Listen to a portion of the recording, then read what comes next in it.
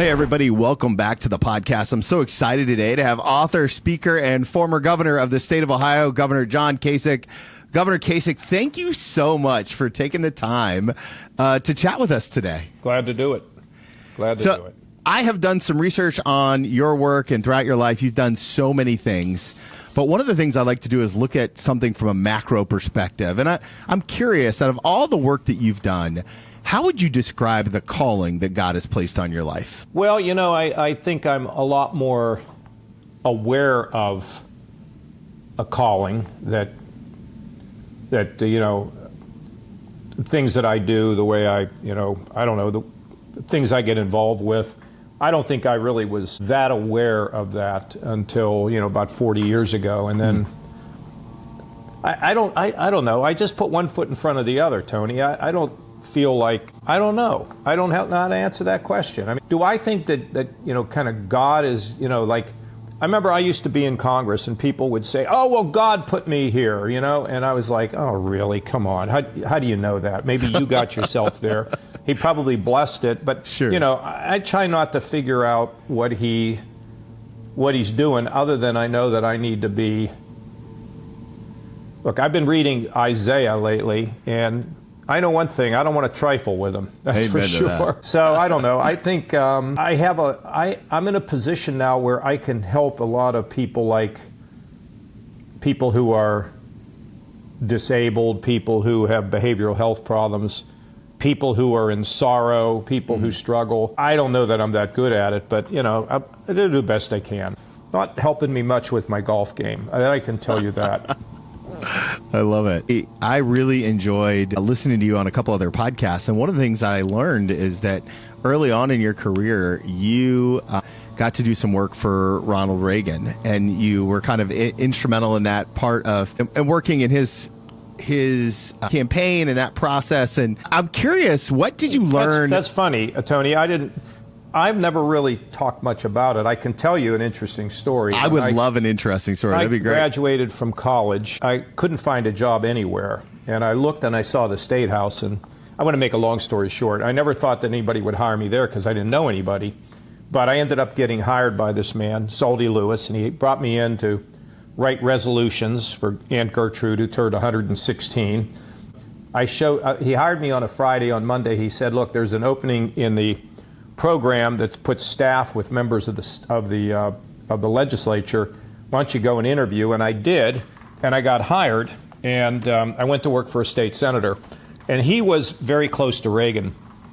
And in 1976, that was the campaign where Reagan ran against Gerald Ford. Mm-hmm. And my boss was very involved in that, and he went out to Kansas City for the convention. And he was overwhelmed, and he called me up. He said, I'd like you to come out and help me. So I went out to Kansas City, and I got to the trailer where the Reagan Brain Trust was. And I walked in, and they saw me, and they said, oh, we're glad you're here. And I'm like, I was 23, 24 years old. And I'm thinking, you don't even know who I am. I mean, I don't know who you are. And they're like, listen, one of our guys didn't show up. Do you think you could run 5 states for Governor Reagan at the convention? And I'm like, I have no idea what that meant. And I said, of course. So I got assigned 5 states. And in the middle of all that, I got to take him to visit these state delegations. So it'd be a driver and Ronald Reagan and myself, and then I would introduce him, then he'd get up and speak, and then we'd go back. And pretty incredible time. And he didn't win that. And then in 1980, I really didn't get involved at all. He was elected, in 80 he was elected. But then I got elected to Congress in 82. But, to be such a young man and to be hanging out there was pretty amazing. And I must say, one of the coolest things that happened during that is I got to meet Jimmy Stewart. And he was campaigning for Reagan. And, Jimmy Stewart, It's a Wonderful Life. I mean, how cool is that? So right. It was all good.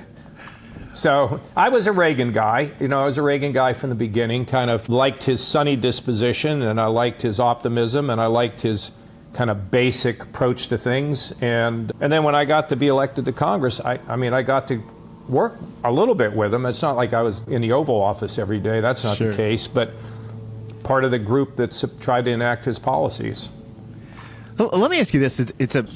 My audience is Christian leaders. We call them the bold ones. And so one of the things that I know about the bold ones is they're always intrigued on what makes a good leader. So being thrown into that kind of stage really early on in your career and then eventually leading at such a high level, what do you think makes a good leader? And then the follow-up question to that let me answer that first so I don't forget. Great.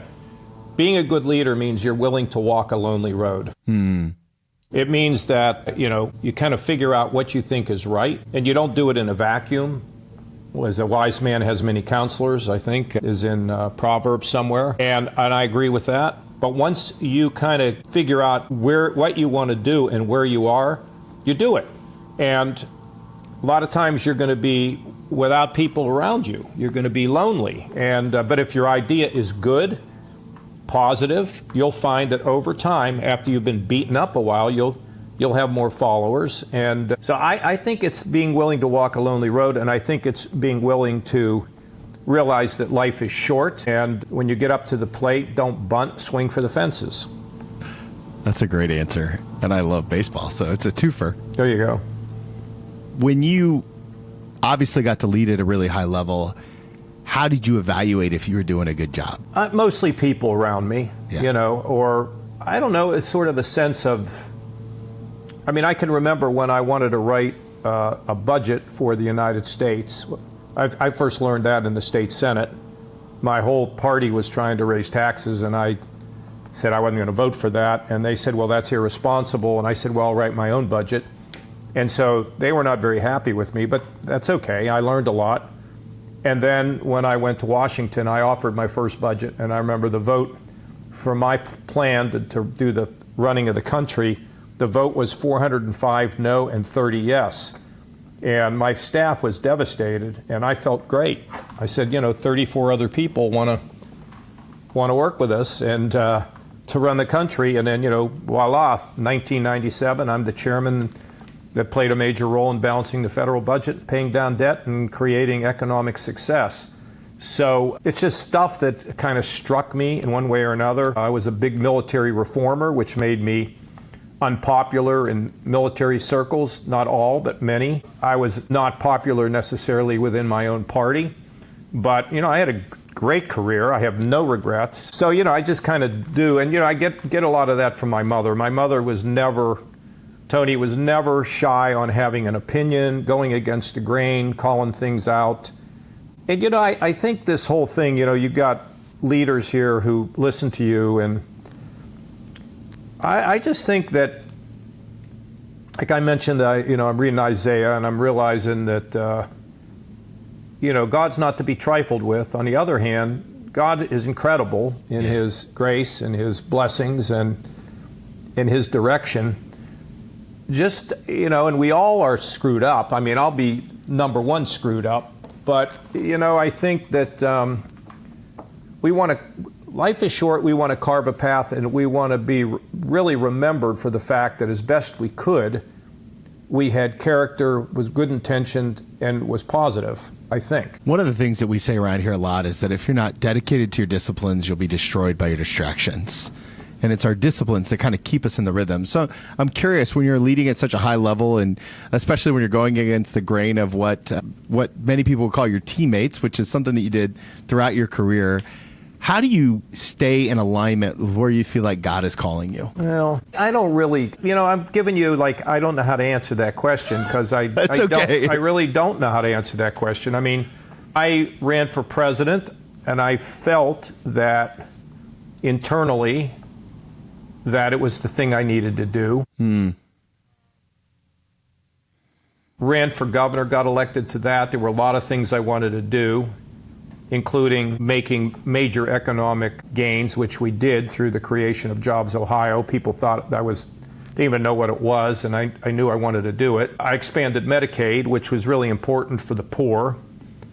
I would say that I kind of have been informed in my life but what I know is right, and I'm not too worried about what all these people around me are going to say. I would love them to love me, but I know they won't. Look, I've been in and I've been out, Tony. Yeah. I know what it's like to be in and have people sucking up to you, and I know what it's like to be out when people don't have time for you. I mean, I go to the BMV now and I sit there with 300 other people complaining about how terrible the system is. And there's sometimes the people and they recognize me and they laugh, and I guess they have expectation. The thing about America is when you're in power, you're in, and when you're out, you're out. The only thing you can carry forward with some of these CEOs is they can carry their money down and get a oceanfront place in Naples or whatever. Money can't buy you love, but it's not bad to have. Say that. So I just never, but you got to check. You got to have people. You got to say, what do you think? I have people like that, and they're people that I trust, have been, and loyalty goes both ways. I'm loyal to them, they're loyal to me, and people have been around me and working with me for 30, 40 years. I don't change, and I'll bring new people in every once in a while. What's the number one trait that you look for when you're looking to bring somebody on your team? Like, is it gut? Is it humility? Well, I mean, I want to find out a little bit about them. I run a business now, a Kasich company, so that was kind of easy to decide who I wanted to have, although we have somebody that I've had somebody on for over a year now, but I've had 2 or 3 people in that position because they're young and they're moving around. Mm-hmm. But my partner has been around a long time. She was my chief of staff.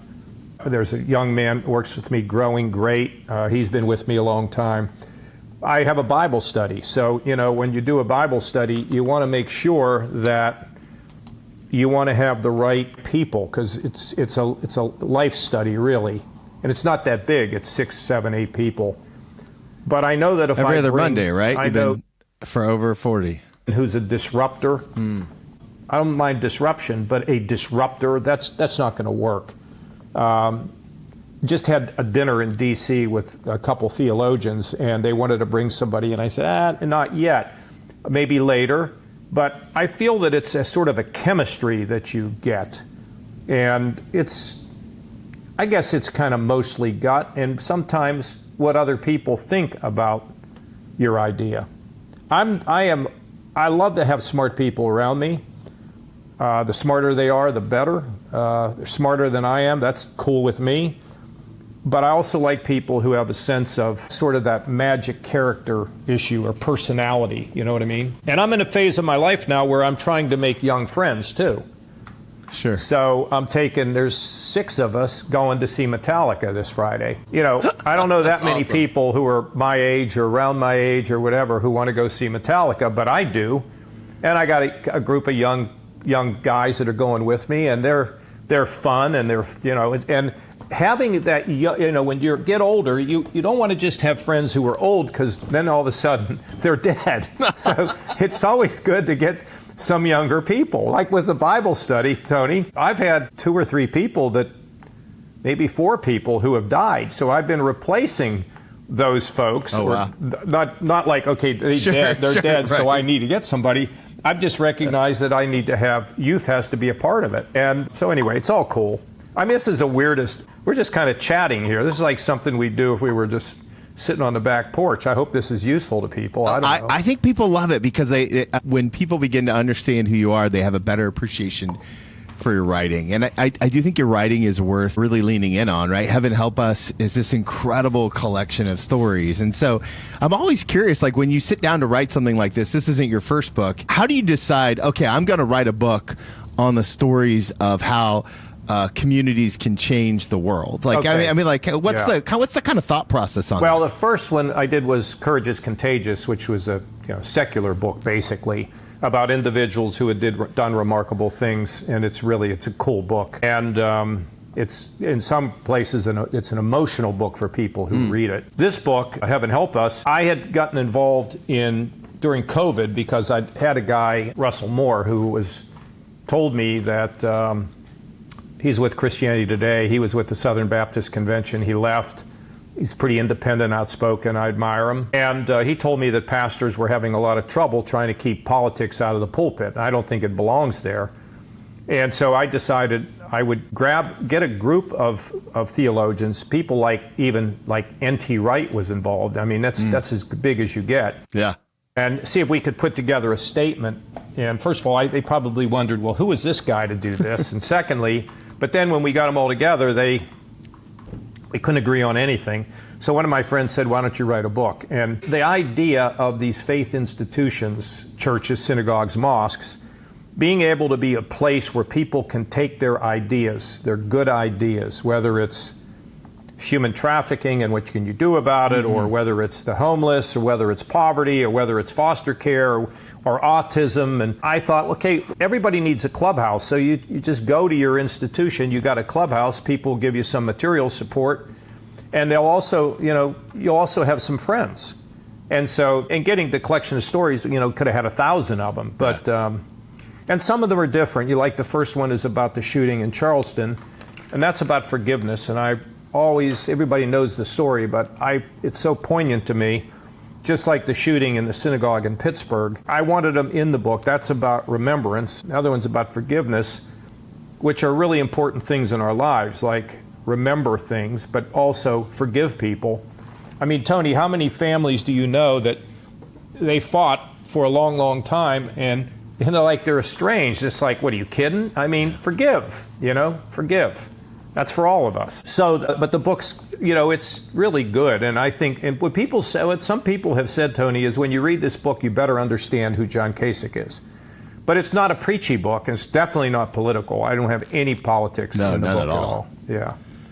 Yeah, I hope you like it. Give you one good example. Yeah. There's a lady just wrote to me, wanted me to do a note to encourage her. She's in Long Island, and she built a couple places for her adult son to go. He's autistic whenever she ages out and he ages out. And so I was doing an interview on CBN, and it turns out that the sound man lives in Westerville, and he has an autistic son. But there's a woman here who's been very upset about what's going to happen with her son.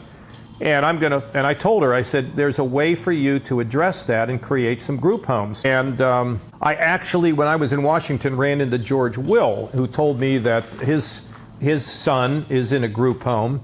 So these two, I hope, this sound man for CBN and this woman I know, I'm hoping we're going to put them together, and maybe they can create some homes for their children to go. That's really cool. It's cool stuff. So I think the book has the ability, the issue of foster care.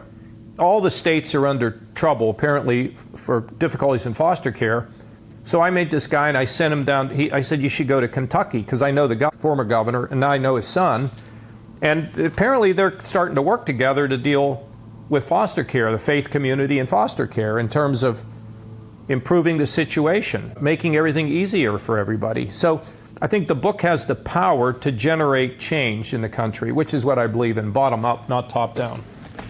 One of the things that's the theme throughout the book is this idea of like collaboration and leaning in. And so I'm wondering if you were talking to a young leader who's full of passion and vigor, and they've got a lot of opinions, and maybe they're sitting across from someone who they vehemently disagree with, right? What's the number one way that we can be more open to collaboration from your perspective?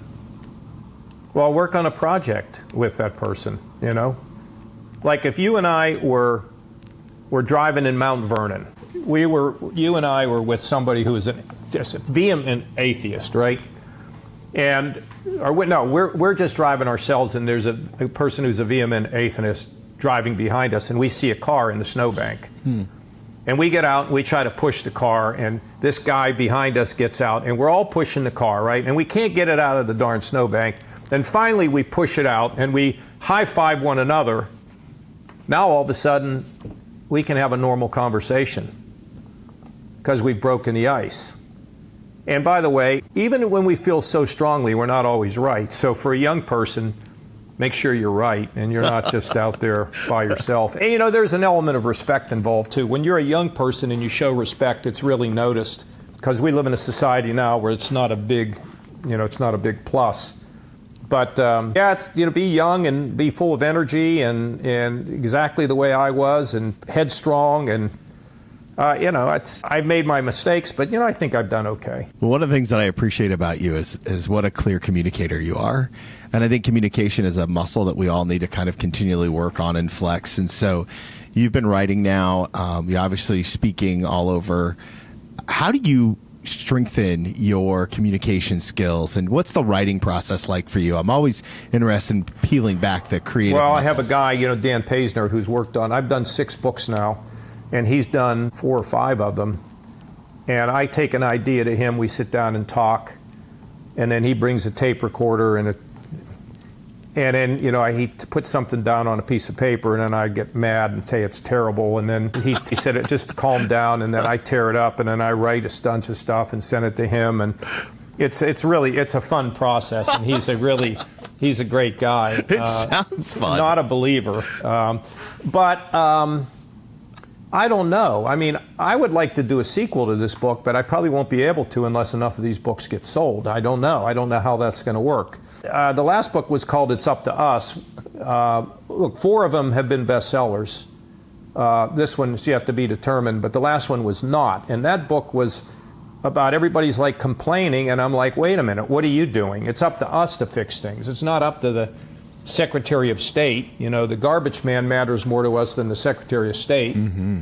And so that was one I just wrote on an airplane, when I was landing, these 10 principles or whatever. I don't know. The ideas just kind of come to you. It's like speaking, too. Sure. And by the way, in terms of honing your speaking skills, number one is you tell people what you think that you want them to know. That's number one.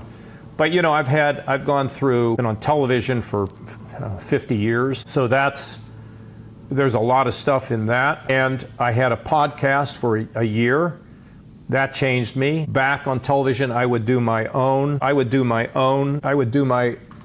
own show, and now I have a different situation there where what I'm doing now is I'm now an analyst, so I'm not running my own show. Communicating, I really so appreciate the ability to speak, and I've been really speaking in the public one way or another since I was like 15 or 16 years old. Wow. That's where I kind of look back and say, the Lord has given me lots of opportunities. I don't know quite why, but I just need to use them for good. So I've been watching this show on television called The Book of David. I don't know if you've heard of it. I've seen it. We haven't watched it yet.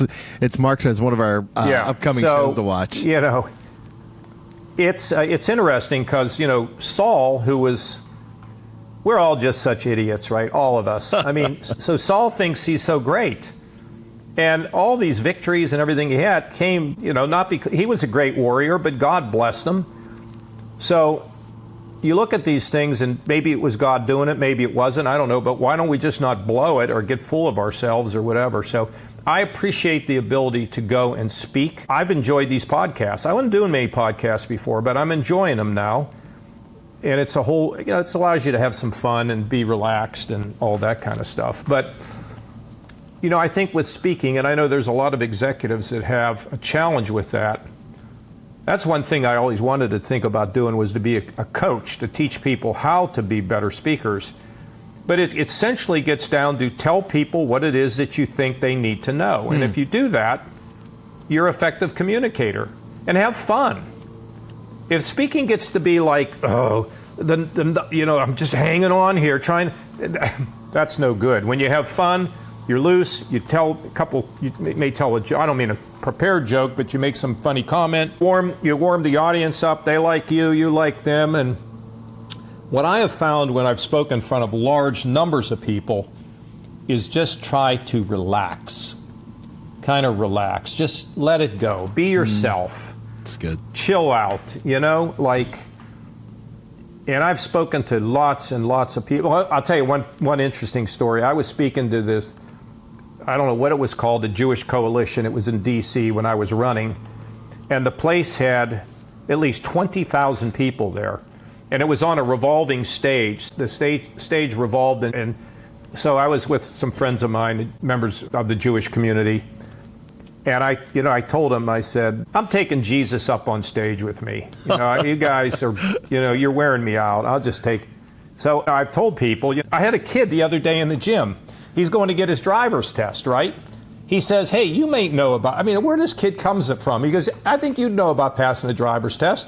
I said, well, first of all, leave your phone out of the car. And secondly, to ask Jesus if he'll sit in the back seat. And he's just looking at me like, really? I said, yeah, he'll go if you ask him. That's incredible. I love everything about that. I'm trying to bring Jesus with me everywhere I go too, always. And so I love to read dedication pages, and so I want to ask you about yours. It says, for the people that haven't read the book yet, to my wife, Karen, and to my daughters, Emma and Reese, you are my light and hope. You know, I ripped that light and hope off of somewhere, but I can't remember where. But it sums them up. I mean, you know, my wife we've been married now, I don't know, 28 years, and I've known her even longer than that. Yeah. And my daughters they're believers, and they're just great. Do you have any tips on raising daughters? I've got one who just turned 13, and we're in the thick of it. We're for real. Yeah, I would say that, I always say, if you're going to raise kids, there really should be 2 or 3 things. And I don't know what our people might not like this, but one is tell them they're either handsome or pretty. And that's really important, because when a person has a good image of themselves, it gives them confidence. Secondly, tell them they're very smart. No matter what's going on in school, you're really smart. And I think thirdly, teach them to pray. Tell them what prayer is. I mean, you know, people can go to church forever, but they have no idea what God is or Jesus is, or they just don't got it. They were never, I mean, it's a relationship, right?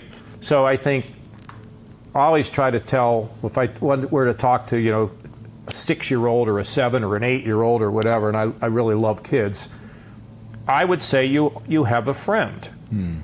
There's somebody always there who's your friend. You know, you love your mommy and your daddy, but you know, there's a really powerful, most powerful person that's ever existed, and boy, they love you and they're there for you. And you know, talk to them. As opposed to how many rosaries did I say, or I mean, I'm not putting down the rosary, but Sure. I don't think that would be a good thing to do. But you know what I mean? I do. I get it. You know, I get it. Yeah. Yeah. You got to be real. You got to be real about it, or else it doesn't matter. Exactly. But you close the book out with talking about this idea about the exclamation that punctuates our faith. And one of the things you talk about in that last chapter is that faith cuts both ways.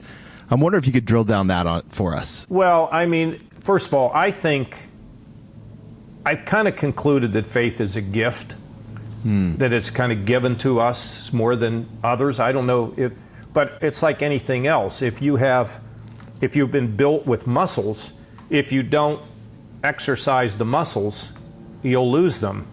And if you don't figure out how to exercise your faith, and the way I exercise my faith, talking to my friends, but also the scripture is useful in seeing how when people had faith, they were able to get through really, really tough times, or how they handled their faith when they were successful. And to me, I think it's just an incredible thing to have, because what it is a stabilizer. But Tony, I've got to tell you, I have found I'm just in a particularly strange mood right now, because I was in the gym earlier, and I've heard somebody that had Parkinson's, and he can't swallow. He's starting to, tremors are terrible. And I told a woman going out of the gym, when you get older, I've never had any health issues. I've had a few health issues, nothing serious, but when I got any health issues, they suddenly became very serious. You know, it's like, but it's given me a perspective to slow down, appreciate the good I have, but to see the real struggles that some people have with their health. And it makes me very, very sad. And to ask the Lord to give them something that they can hang on to. And, you know, I don't know if you know about the new creation. I mean, it's something that you don't hear much about. In fact, I tell you, I go to am I boring you with all this? No, this is great. This is perfect. I go to this church in Florida, and I love the preacher. In fact, it's in my book, the church in Florida that survived the hurricane and what they did to not only support themselves, but to support others. And I was listening to him online on Sunday, and because I'm not really getting a lot out of the church I'm going to at this present time, maybe it'll change. I heard him talk about heaven, and I said to him, hey, there's the new creation. And he's like, at coffee hour today, there was somebody else talking about it. So I recommended Surprised by Hope by N.T. Wright, or The Divine Conspiracy by Dallas Willard, or any number of sermons by Tim Keller. And I said, the new creation, which I discovered 20 years ago, 25 years ago, gave me real hope to understand that when I get through the trials and tribulations of this world, that I know that if I can stay faithful, that the Lord is going to appreciate the fact that I didn't walk out on him when things were really bad, and it's going to accrue to my benefit in the new creation. And my responsibilities when the melding of the heavens and the earth come together. It's a really hopeful message, more than like sitting on a cloud and playing a harp for, eternity is not really that interesting. But the idea that we will have a full life. So I was really hesitant to tell him because he's such a great preacher and a great man. And he wrote me back and he said, not only did I get the books, but I've read them. And I'm going to start thinking about how to incorporate that. Praise God. So that's sort of a faith thing, isn't it? I mean, you see people go through such tough things, and if they can just hang on, it's hard though. It's hard. Yeah, it's real hard. Have you ever thought about getting into ministry? You'd be good at it. I'm in ministry. I mean, getting in the pulpit, my own preaching type. a little bit? No, my wife has already told me that is verboten. No, listen, I had my time when I was a kid where I was really an active Catholic young boy and commentator and reader and, speaking at the holy name stuff and all that stuff. No, it's time for other people to have their time in the sunshine. I'm doing enough. You're doing great. Yeah. Let me ask you this. As this book gets out into the wilderness, my community loves to pray. What prayer can we pray alongside you for this book as it gets into more and more people's hands? Well, look, Tony, here's the problem. When you write a book, you want it to be successful. And so when I thought about it, if this book is about me, right, it ain't going to work. But if it's about God, in his wisdom, he'll make it work. So, I mean, I'm not going to tell you how to pray. You can read the book if you think it's important and tell other people about it. Yeah.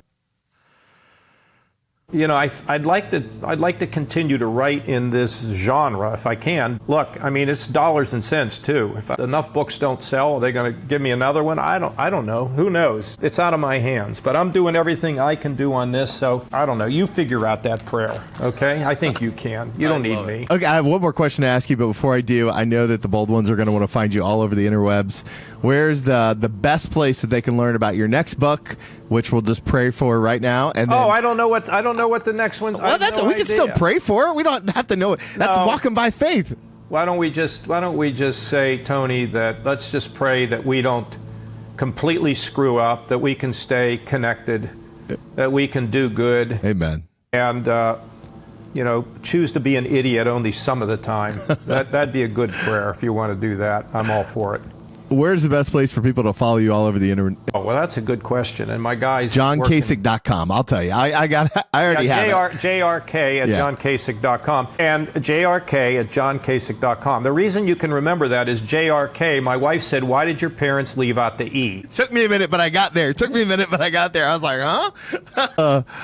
Oh, that's so good. Okay, last question I love to ask people. I just got a text from a friend of mine who trains me, and he said, who is the smartest person in the Bible? You would probably say Solomon. Well, he screwed up in the end, but who it is? Yeah, I would, well, outside of Jesus, right? Like Jesus and his obedience to the Lord's will. But then I would probably say Solomon after that. Okay, well, but Solomon, he crashed at the end, I don't know anyone in the scripture other than Jesus who didn't crash at the end. Well, maybe Elijah. Okay, well, his answer was Abraham because he knows a lot. And he just gave me permission to use it. That's the best dad Bible joke. Look, I'm preaching at the end of this month. I might use it. I might use it in there. Yeah, and I'll give you one more that's really funny. This guy sends me this all the time. He says, did you hear about the guy that invented the throat lozenge? And he said, well, the one thing is, when he died, there was no coffin at the funeral. I got one for you. Okay. Why can't Beethoven play the piano with this finger? Why? Because it's my finger. And these ladies were telling me today, because I told another one, which was, my daughters are twins, by the way, but they're not identical. But this woman, I say, she saw me in a green room in New York, and she came in and said, I hear you have twins. Are they identical? I said, no. She said, well, my twins are identical. And I said, really? What are their names? She said, well, one's named Juan and the other one's named Amal. But I only have one picture because when I see Juan, I see them all. We didn't make it as comedians, that's for sure. So anyway, all right, what's your last question? This has been so much fun. Last question. I love to ask people. It's an advice question. I'm going to invite you to go back in time and give yourself one piece of advice, except I get to name the season of life that you're in. And I want to take you back to your very first day in politics, right? You've just finished your first day on payroll, getting paid to help bring change in our country. If you could go back in time to that younger version of yourself, sit knee to knee with them, look him in the eyes, and give him one piece of advice about the journey he's going to go on, what would you tell him? Have character. That's what I would tell them. That's what I think we're missing too much. I mean, we all lose our character, but try not to lose it too much of the time. Governor, thank you so much for the time today, for the stories, for the laughter. Yeah, it's been fun. This was an absolute blessing for me. Thank you so much, Tony, and thanks for taking the time and spread the word. Let's see if we can get some books in the people's hands here and inspire them to do some remarkable things. You know, at a time when people get frustrated and they don't know and they see polarization and everything else, look, take your idea and dig into your community. That's the biggest thing that you can do right now. Amen. Okay?